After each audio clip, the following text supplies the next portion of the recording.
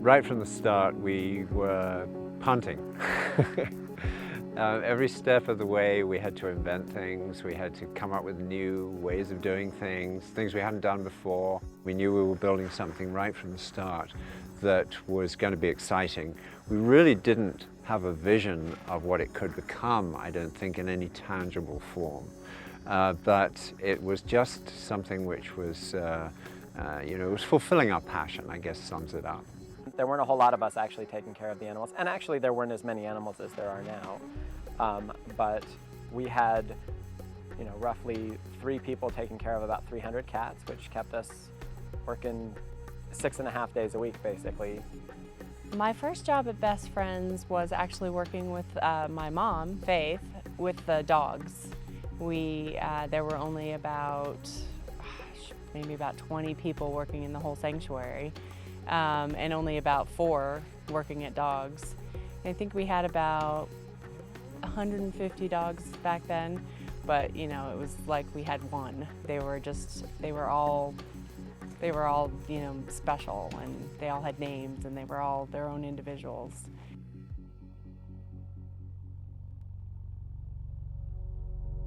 Every single cat, even the feral ones, had very specific relationships with you, which was really peculiar to say because at least on initial observation, that relationship was run.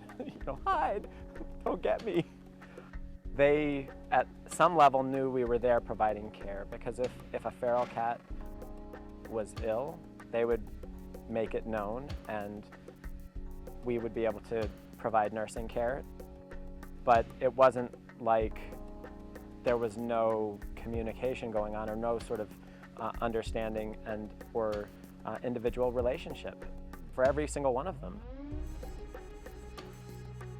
Benton was a really remarkable cat. He had just the biggest, fattest cheeks, and he was named Benton because he had nerve damage to one of his paws, and he had a little funny gait. But he was completely undisturbed by his leg that didn't work properly. He was the alpha male in his group, and he never lost his jowls, and just the biggest, fattest head, and was so cute. And he was our first poster boy, and he really spoke for and justified the kind of care that we wanted to be providing. So when we arrived here, we worked with a local farm vet named Dr. Christie, wonderful man. And he had a local practice, and he would drive around in a farm truck. And this guy worked day and night, and he would drive a circuit of hundreds of miles going to farms all over the place. And he would come here and do the rounds a couple of times a week. But more importantly, he had the attitude of, look, this isn't rocket science. I can show you how to do some of this stuff. Ultimately, it made it essential that we had some aptitude with basic animal handling and giving medications. It was really empowering to have a vet show us how to do what we needed to do and give us the skills and have faith in us. It became incredibly important that, sure, we could make do. Sure, it was possible to do these things, and we wouldn't have been able to do it any other way. But as soon as we were able to have a vet on staff, it was night and day, not just in convenience, but in our capacity to respond to emergencies and in our ability to meet the needs of the special needs and really live up to that commitment that we'd been always trying to, of providing them everything that we could that they would need. I used to say feeding dogs, it's all in the wrist, because you would have your stack of dog food bowls, and they'd be 9, 10 stacks high sometimes. So you'd be carrying them, and then seriously, the dogs would go exactly where they're supposed to go, knowing where that dog bowl was going to land. And because, it was only us and we had so many dogs to feed, you had to be in a hurry. You couldn't just place the bowl down. So it was seriously like dealing a deck of cards to these dogs. And I got it so down that the bowl would land perfectly and slide right in front of their faces, and then they'd start munching and eating. Got up at 6:30, started the feeding, and finished at 5 p.m. And then I would go back down at around 10 o'clock at night and do evening medications for the cats, and then go to bed and do it all again. For 4 people taking care of the dogs, it was kind of a bit of a zoo. We had time to feed them, water them, occasionally brush them. It was mostly just to maintain their quality of life and make sure they got fed and cleaned up after, and then we do it all again. So it was a lot of fun, but it was definitely a lot of work. I think that was part naivety and the enthusiasm of youth.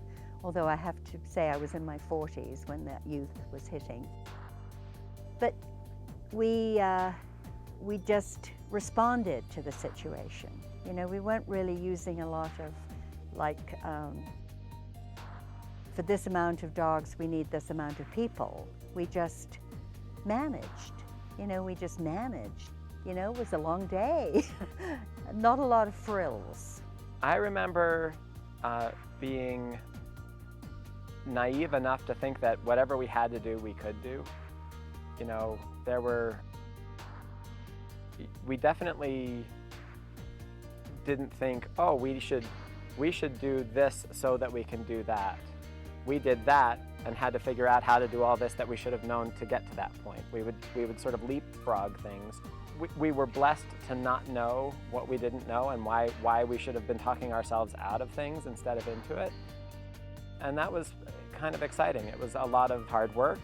It was definitely, you know, a little nerve-wracking at times when you know, you have a lot of lives that are beholden to your work and you're not sure if you're going to make ends meet, or you could get sick, but there's not somebody who's going to cover your day off and those kind of things. But with that, there was a genuine pride of accomplishment. If you put out your shingle and you say you're going to do this, you will get a lot of animals very fast. It was a huge challenge. You know, we got to a point in the early 90s where we had, you know, 1,500 animals and no means of support to speak of. We'd burnt up all of our resources. And we realized, hey, we have to get real here. We have to create an organization. I think it was 91 where the bottom fell out of our economy and we didn't have any money. Honestly, I never at any given point in time, even when we didn't have any money, I never thought that things wouldn't work. Looking back, I can say yes, we did sacrifice things and we lived very primitively and we didn't have any money and all of that. And we had to go out and set up a table in front of a health food store to collect people's names out in the middle of cities in order to raise the funds to feed the dogs. We had no choice. It was either that or the animals that we'd taken in would go hungry. And so for us, it was no choice. We would go to different cities and we'd find these sort of upscale health food stores, places where people were obviously making real decisions about their life. We would sit outside with simple photographs of the animals and barely a brochure in the early days, and just talk about what we were doing. And people would say, "You're from where? And you're doing what?" $5 will buy this and $10 will buy that, and you know, and we'd have a coffee can and say, "Hi, would you like to help the animals?" So it was a form of begging, but it was basically meeting people, talking to people. And to this day, many of our members and many of our most loyal members are people that we met tabling. Our orientation was to focus on the good news. Michael put together a collection of news stories, and it was posted on a bulletin board, and it was called The Wall of Triumph. It was stories about the good things that were happening in animal welfare, the successes, the changes. That evolved ultimately into the magazine. And that ethic of keeping the stories positive, of focusing on the success of what was working, what was happening, of the good news, has been the story of how Best Friends has spread its message. In 1991, a group of us started, part of our tabling operation. We went from Kanab to Page. which is, on the edge of the Navajo Reservation, and then over to St. George and Cedar City and Las Vegas, and the next logical place to go was Los Angeles. A group of us went to Los Angeles to do tabling, and again, we were real bumpkins. We'd get these situations where someone would say, "Oh, leave a message on my voicemail." What's voicemail? We were so isolated and out of the loop that bumping into this stuff was an education in itself. But as we were, in Los Angeles, you have a wonderful collection of people, and you have, a lot of celebrities. Our first celebrity event was at the Chateau Marmont, and it was actually started because we met a girl who, we asked her to give a donation, $1 or $2, like most people did, and she said, "No, I don't want to give you a donation, but I'm a dog walker, and I have a lot of celebrities that I walk their dogs for. Why don't I put on a fundraiser for you?" And so she had this clientele that included various people that she was doing this service for. She tapped into them and put on an event for us, which was this wild and woolly, crazy event that had, hundreds and hundreds of people there. It was hysterically fun, and it was the start of a lot more events. We're sort of like, it was like the Muppets Take Manhattan. We had no idea how we landed in this situation. It was very, very funny, but it was, again, a spontaneous response to the message of the animals and a message of positivity, and the just simple fact of these folks' goodwill and their desire to help and support. One of the very first public service announcements that we did was with Ellen DeGeneres, which was wonderful. Her agent or manager bought her a subscription to Best Friends magazine as a gift, and she became an avid follower of the organization and has been a friend ever since. Yes, hi, it's Ellen DeGeneres. Can I speak to Bailey, please? I'll hold. This is great. I'm calling the dog I sponsor at Best Friends Animal Sanctuary. He was rescued from a puppy mill. Best Friends Animal Sanctuary is the nation's largest no-kill shelter. So if you call the number you see on the screen, they'll send you an information pack. Hello?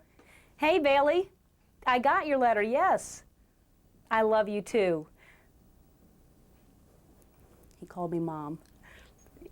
And what did the squirrel do?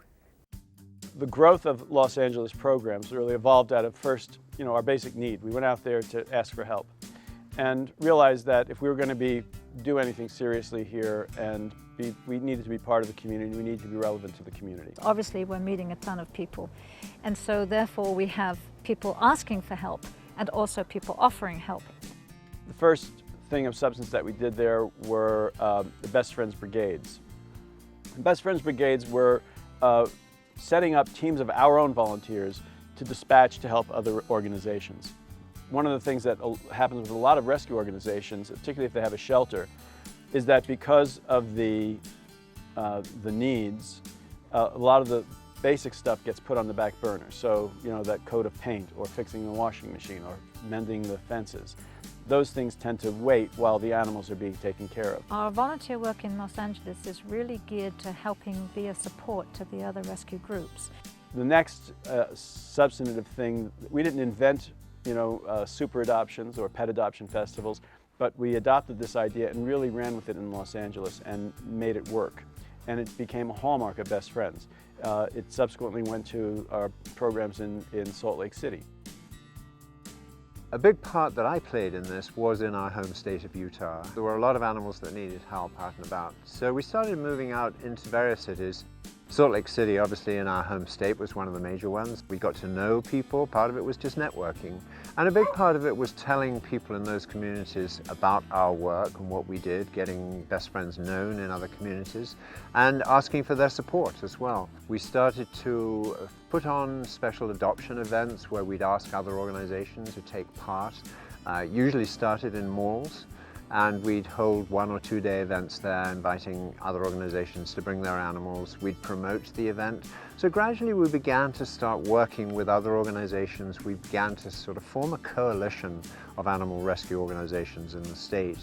And that grew and grew until it became really quite a major operation. By 1995, Best Friends overall had really sort of hit its stride. It was developing national membership and had become a spokesperson and a leader. An increasing awareness of the problems, the issues, the needs, and the fact that people were coming and looking to best friends. While we were doing our work in Los Angeles, and we were part of what was going on here at the sanctuary as well, the sanctuary became a center of, for our members to visit. People come here from all over the United States and beyond to see the sanctuary. Most of the visitors come here because they're already members and supporters, and they want to see the sanctuary, they want to see what we do and see where their money goes. And so when they come here, we've created the tour of the sanctuary in order to give them as much of an experience of the place and the animals and a first-hand basis as we can. It has a presence. I think everybody has described it in different ways, but with a very similar perception, which is that it feels peaceful, it feels, in a sense, magical to people. When people come here to Best Friends, other than visiting with the animals, what they see here is the place itself. There is that presence here. We feel it, the animals feel it, and the visitors that come here feel it. We started out with just doing a few small tours in a real rundown old car. People would get in the car and the windows might come up, they might go down, the door might close, and it was a real rickety old thing. And we started to do the tours, and people had incredible experiences and started to volunteer and work with the animals. It was awesome to get the help and just to share what we love to do so much. When people come here and visit and spend time volunteering with the animals, I believe that they leave here with a sense of ownership of the place. And for me, that's a good thing, because this whole organization would not exist except for the support and the kindness of the thousands of people out there who are members. So if a member out there gets the chance to come here and visit and spend some time with the animals, they'll go away feeling that they are a part of this, and they'll realize the importance of what it is that they do. Folks who come here actually have a sense of doing something outside of themselves. And that's also the relationship to the animals. We do things for them, and it's outside of ourselves. It's not a selfish act. And I think that is what's rewarding, and that's what actually creates a sense of satisfaction.